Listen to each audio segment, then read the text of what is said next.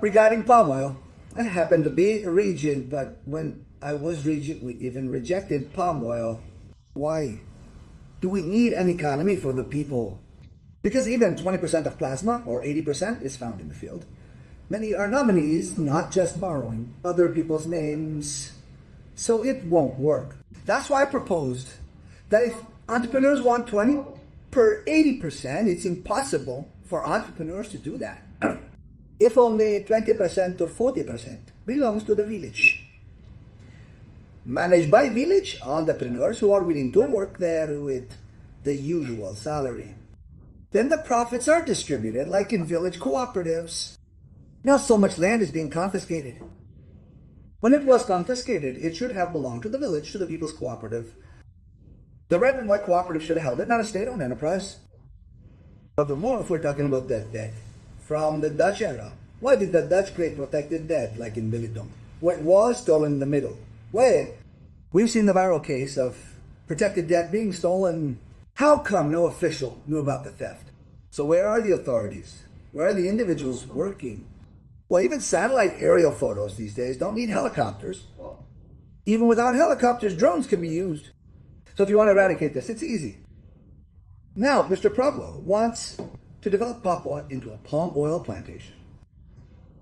Palm oil in Malaysia is planted on former timber tailings, but the forests aren't cleared. These palm oil plantations are imported from Africa. Well, in Belitung, where palm oil was planted, it can still thrive. Fertilizer is provided because plants need fertilizer and water. But don't use the forest. But we can use the forest for our crops. People in the past knew the benefits of cutting down forests. They cut here, here, and it grows back. They cover it up and the seeds grow back.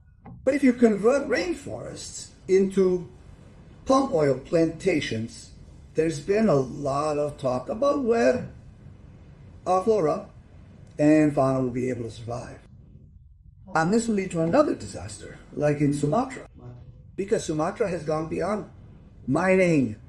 We understand that some ministers say all countries are playing mining and cutting down forests. Yes, all developed countries have done this. But what's the difference? Their taxes are old.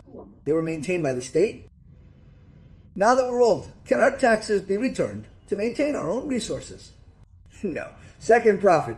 Sharing is clear. For example, we already have oil and gas lifting, which raises 15% excluding royalty taxes. Now why are your mining companies asking for royalties? Why not create a new method? You mine 1,000 tons of gold, 200 tons belongs to the state.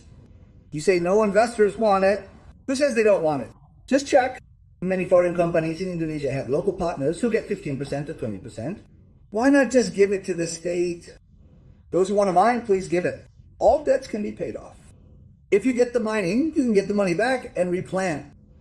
China also cuts down a lot of forests, but they also carry out extraordinary reforestation. Well, even in our slaughterhouses, protected forests are being cleared, stolen, and no one knows. So once again, I oppose the idea that Papua is being used to replace palm oil. But in former mining areas, like barren areas, planting oil palms is still fine for energy security. So don't tell my grandmother, exchange rice for sweet potatoes. That's all I have to say.